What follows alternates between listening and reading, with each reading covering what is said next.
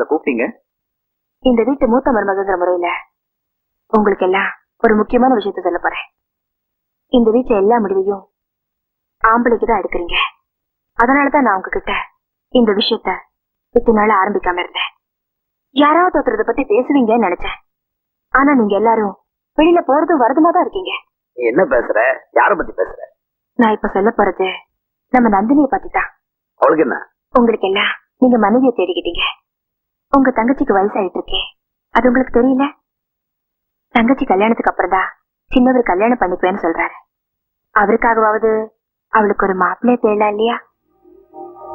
ஒரு பொண்ணு வீட்டுல பூட்டி வைக்கிறதும் தப்பு, கண்டபடி வெளியில் அலைய விடுறதும் தப்பு. இந்த 2 தப்பு நடக்காம இருக்க சரியான நேரத்துல அவளுக்கு கல்யாணம் பண்ணி வைக்கத்தான் பாதுகாப்பு.